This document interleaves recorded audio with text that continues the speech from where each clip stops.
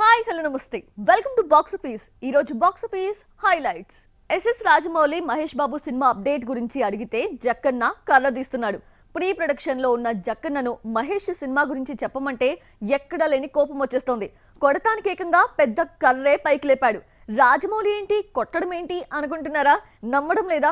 అయితే ఈ వీడియో చూసేయండి, మీరే నమ్మేస్తారు. మహేష్ రాజమౌళి సినిమా అదిగో ఇదిగో అంటూ ఇంతకాలం ఊరించినా ఇంకా ముహూర్తంకు నోచుకోలేదు. వెయిట్ చేసి చేసి నెలలు గడుస్తున్నాయే గానీ ఇప్పట్లో సెట్స్ పైకి రాదు. సినిమా ఏడాది మొదలయ్యేట్టు కనిపించడం లేదు. రాజమౌళి చేతుల్లోకి వెళ్లిపోయిన మహేష్ ఏడాది వేస్ట్ చేసుకున్నాడు. మహేష్ రాజమౌళి మూవీ SSMB 29 సెప్టెంబర్లో మొదలవుతుందని నిర్మాత KL నారాయణ ఓ ఇంటర్వ్యూలో చెప్పినా అది ఆయన చేతుల్లో లేదు. చూస్తుంటే 2025 జనవరిలో తెరపైకొస్తుందని తెలుస్తోంది. మహేష్ లాస్ట్ మూవీ గుంటూరు కారం సంక్రాంతికి రాగా రాజమౌళి సినిమాలో జాయిన్ కావడానికి ఏడాది పడుతుంది. ఈలోగా మరో మూవీ చేస్తే గ్యాప్ కవర్ అయ్యేది. జక్కన్న లాస్ట్ మూవీ RRR 2022 మార్చిలో రిలీజ్ అయింది. ఈ సినిమా సెట్స్ పై ఉండగానే మహేష్తో మూవీ ప్రకటించాడు దర్శకుడు. ఏడాది పాటు RRR ఆస్కార్తో గడిపేశాడు. 2025 జనవరిలో మొదలైనా పూర్తి కావడానికి 2 ఏళ్లు పడుతుంది. ఈ లెక్కన మహేష్ కెరీర్లోనే ఫస్ట్ టైం 3 ఏళ్ల గ్యాప్ వస్తుంది. RRR తర్వాత రాజమౌళి రేంజ్ పెరగడంతో మహేష్ మూవీని పాన్ వరల్డ్ గా తీస్తున్నాడు. ఇంతవరకు పాన్ ఇండియా వైపు చూడని మహేష్ రాజమౌళి ఆశీస్సులతో ఏకంగా పాన్ వరల్డ్ లోకి అడుగు పెడుతున్నాడు. సినిమాను దుర్గా ఆర్ట్స్ పై KL నారాయణ నిర్మిస్తున్న హాలీవుడ్ బ్యానర్ను కలుపుకుంటే వరల్డ్ వైడ్ మార్కెట్ పెరుగుతుందన్న ప్లాన్లో జక్కన్న ఉన్నాడట. హాలీవుడ్ బ్యానర్ నుంచి ఇంకా గ్రీన్ సిగ్నల్ రాకపోవడంతో షూటింగ్ ఆలస్యమవుతుంది. బాహుబలి RRR వర్క్ షాప్ తర్వాతే సెట్స్ పైకి వచ్చాయి. Already Mahesh SSMB 29 workshop లో పాల్గొంటున్నాడు. చాలా కాలం తర్వాత లాంగ్ హెయిర్ తో కనిపించడంతో పాటు బాడీ బిల్డప్ కూడా చేస్తున్నాడు. మత్తు వదలరా 2 హీరోగా కీరవాణి చిన్న కొడుకు శ్రీసింహ నటిస్తే పెద్ద కొడుకు కాలభైరవ మ్యూజిక్ ఇచ్చాడు. సినిమా 13న రిలీజ్ కావడంతో ప్రమోషన్ కోసం రాజమౌళి దగ్గరకు వెళ్లి మహేష్ మూవీ అప్డేట్ ఇవ్వమని అన్నదమ్ములు అడిగారు. మరొకరు అడిగే సాహసం చేయకుండా కర్రలేపాడు. ఈ సీన్ చూసిన తర్వాత SSMB 29 ఇప్పట్లో కెమెరా ముందుకు రాదు అనిపిస్తోంది. దేవరా గ్యారంటీ హిట్ రిలీజ్ కాకుండా అంత కాన్ఫిడెన్స్ గా ఎలా చెబుతారు అని అడగొచ్చు. ట్రైలర్ చూసి హిట్ అవుతుంది అని వీళ్ళు చెప్పడం లేదు. మెగా సెంటిమెంట్ కారణంగా సక్సెస్ దక్కుతుంది అన్న నమ్మకం వీళ్ళది. ఇంతకీ ఆ సెంటిమెంట్ ఏంటో చూద్దామా? దేవరకు ముందు కొరటాల తీసిన ఆచార్య డిజాస్టర్ అయ్యింది. మిర్చి నుంచి భరత్ అనే నేను వరకు ఫ్లాప్ లేకుండా దూసుకుపోతున్న కొరటాలకు ఆచార్య బ్రేకులేసింది. ఆచార్య ఫ్లాప్ అయింది కాబట్టి దేవర సక్సెస్ అవుతుందన్న నమ్మకం. ఎందుకంటే మెగా హీరోలకు ఫ్లాపులు ఇచ్చిన దర్శకులు NTR కు హిట్ ఇచ్చారు. NTR కు హిట్స్ వెనకాల మెగా హీరోల ఆశీస్సులు ఉన్నాయి. గతంలోకి వెళితే దర్శకుడు బాబీ పవన్ కళ్యాణ్ తో తీసిన సర్దార్ గబ్బర్ సింగ్ డిజాస్టర్ అయ్యింది. ఆ తర్వాత NTR తో తీసిన జై లవకుశతో ఫామ్ లోకి వచ్చాడు. త్రివిక్రమ్ విషయంలో కూడా ఇదే జరిగింది. పవన్ తో తీసిన అజ్ఞాతవాసి బయ్యర్స్ కు చుక్కలు చూపించింది. ఈ డిజాస్టర్ తర్వాత త్రివిక్రమ్ NTR తో తీసిన అరవింద సమేత వీరరాఘవ సూపర్ హిట్ కావడమే కాదు, అజ్ఞాతవాసితో పోగొట్టుకున్న పరువును మళ్లీ దక్కించుకున్నాడు త్రివిక్రమ్. మెగా హీరోలకు ఫ్లాపులు ఇచ్చిన డైరెక్టర్స్ NTR తో వర్క్ చేస్తే బొమ్మ హిట్ అవుతుంది. ఈ సెంటిమెంట్ తోనే దేవర రిజల్ట్ పై టెన్షన్ లేకుండా ఉన్నారు అభిమానులు. సినిమా 27న రిలీజ్ అవుతోంది. సినిమాలున్నా లేకపోయినా, హిట్స్ వచ్చినా రాకపోయినా ఇన్స్టాలో సందడి చేసే హీరోయిన్ ఎవరైనా ఉన్నారు అంటే అది సమంతానే. ఏదో ఒక అప్డేట్ ఇస్తూ 35 మిలియన్ ఫాలోవర్స్ తో టచ్ లో ఉంటుంది. లేటెస్ట్ గా పెట్టిన వీడియో వైరల్ అవుతోంది. ఏ డే ఇన్ మై లైఫ్ అంటూ సమంత రోజు ఎలా గడుస్తుందో చూపించింది. సమంత నిద్ర లేచినప్పటి నుంచి పడుకునే వరకు ఏం చేస్తుందో వీడియోలో చెప్పేసింది. సమంత ఫిట్నెస్ సీక్రెట్ ఏంటి, ఇంతటి గ్లో ఎక్కడి నుంచి వస్తుంది, ఏం తింటోంది, ఏం చేస్తోంది అన్న ఎక్సైట్మెంట్ కి వీడియోతో అయితే సమాధానం ఇచ్చింది. అందరిలా ఉంటే సమంత ఎందుకు అవుతుంది? సంథింగ్ స్పెషల్ గా రోజుని గడిపేస్తుంది.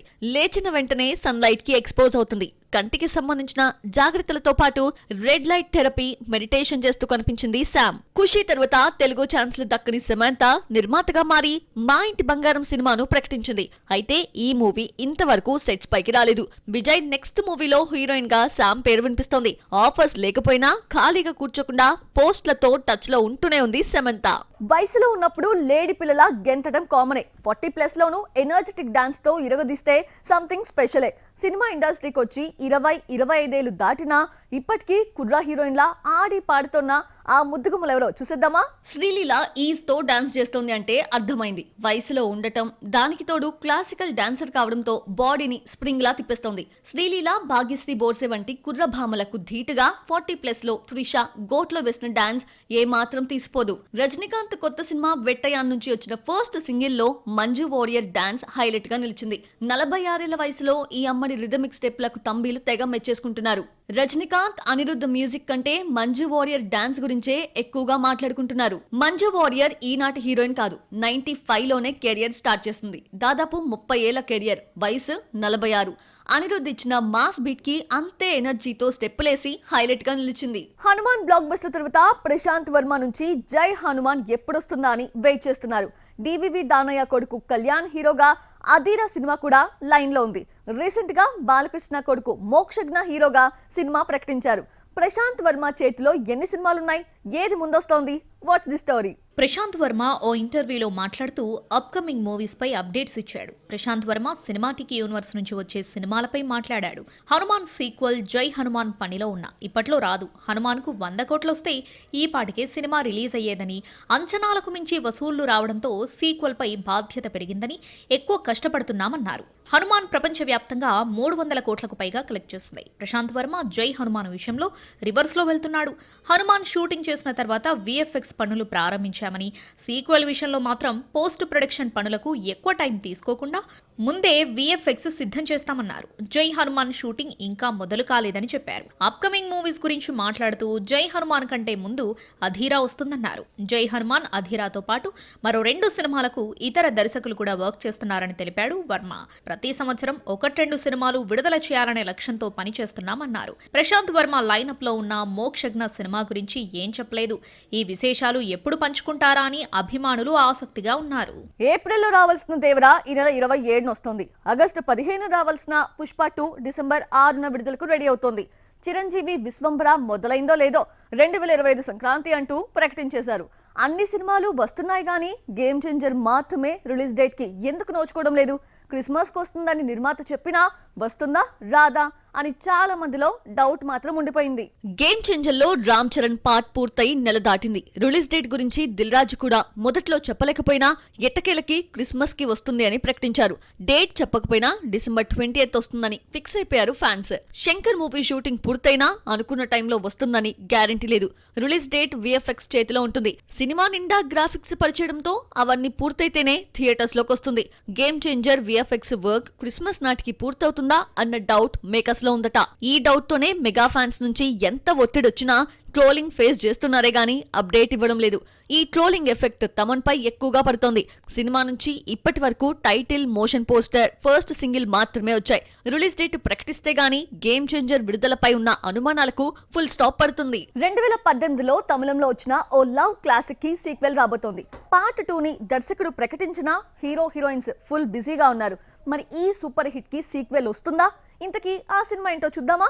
విజయ్ సేతుపతి, త్రిష నటించిన తమిళ చిత్రం 96 కి సీక్వెల్ ఉంటుందని, ఆల్రెడీ స్క్రిప్ట్ పూర్తయిందని చెప్పాడు దర్శకుడు ప్రేమ్ కుమార్. త్రిష, విజయ్ సేతుపతి డేట్స్ ఎప్పుడిస్తే అప్పుడు సీక్వెల్ తీస్తా అన్నారు. కార్తీ అరవింద్ స్వామితో ప్రేమ్ కుమార్ తీసిన మే 11, 27న రిలీజ్ అవుతోంది. సినిమా ప్రమోషన్ లో 96 సీక్వెల్ పై ఓపెన్ అయ్యాడు దర్శకుడు. తమిళ బ్లాక్ బస్టర్ 96 ని తెలుగులో శర్వానంద్, సమంతతో జాను పేరుతో రీమేక్ చేసినా తెలుగు ఆడియన్స్ కి నచ్చలేదు. ఈ లెక్కన 96 సీక్వెల్ ని రీమేక్ చేసే ఛాన్స్ లేదు. మహారాజాతో విజయ్ సేతుపతి తెలుగు ఆడియన్స్ కి మరింత దగ్గర కావడంతో 96 సీక్వెల్ ని డబ్ చేసి రిలీజ్ చేస్తారు. సినిమా హిట్ కాకపోయినా ఛాన్సులు వస్తున్నాయి. ఆఫర్స్ వస్తున్నాయి కదా అని హిట్ కొట్టకపోతే ప్రమాదమే. ఎల్లకాలం లక్ మనతోనే ఉండదు. వచ్చిన ఛాన్స్లను యూజ్ చేసుకొని ఫామ్ లోకి రాకపోతే ఫేడ్ అవుట్ అయ్యే ప్రమాదం లేకపోలేదు. ఇదంతా ఎవరి గురించో తెలుసా? Have a look. Eagle double smart. A cinema తీసుకున్నా గ్లామర్ తో హీట్ ఎక్కించాల్సిందే. గ్లామర్ ఇమేజ్ సొంతం చేసుకున్న కావ్య తపర్ అక్టోబర్ 31న విశ్వం మూవీతో వస్తోంది. ఇంతవరకు హిట్ లేని ఈ బ్యూటీ శ్రీను వైట్ల, గోపిచంద్నే నమ్ముకుంది. ఇప్పటికే ఐరన్ లెగ్ ముద్ర పడింది. విశ్వంతో హిట్ కొట్టకపోతే మున్ముందు ఆఫర్స్ కూడా వచ్చే పరిస్థితే లేదు. గ్లామర్ బ్యూటీ కావ్య 2018లోనే ఈ మాయ్ పేరేమిటో సినిమాతో బెండితెరకు పరిచయమైంది. ఆ తర్వాత ఏక్ మినీ కథలో నటించినా ఆఫర్స్ రాలేదు. బిచ్చగాడు 2లో బీచ్ సాంగ్ తెలుగులో ఆఫర్స్ తీసుకొచ్చింది. సందీప్ తో జతకట్టిన ఊరు పేరు భైరవకోన పర్వాలేదనిపించినా ఈ అమ్మడి రోల్ తక్కువే. ఎన్నో ఆశలు పెట్టుకున్న ఈగల్ డబుల్ స్మార్ట్ ఫ్లాప్ అయ్యాయి. ఐరన్ లెగ్ ముద్ర పడినా గ్లామర్ డాల్ ఇమేజ్ తో ఇంతకాలం ఆఫర్స్ అందుకుంటూ వచ్చిన విశ్వం తర్వాత మరో మూవీ చేతిలో లేదు. అదృష్టం ఎల్లకాలం ఉండదు. ఒక్క హిట్ లేకున్నా ఛాన్సులు వస్తున్నాయి కదా అని కెరియర్ అంతా ఇలాగే ఉంటుంది అనుకోవడానికి వీల్లేదు. విశ్వం హిట్ అయితే మరిన్ని ఆఫర్స్ వస్తాయి. లేదంటే కావ్య తప్పర్ ఫేడ్ అవుట్ అయ్యే ప్రమాదం లేకపోలేదు. సో చూసారు కదా, ఇది వాళ్ళ box office. Next box office లో మళ్ళీ కలుద్దాం. Till then bye.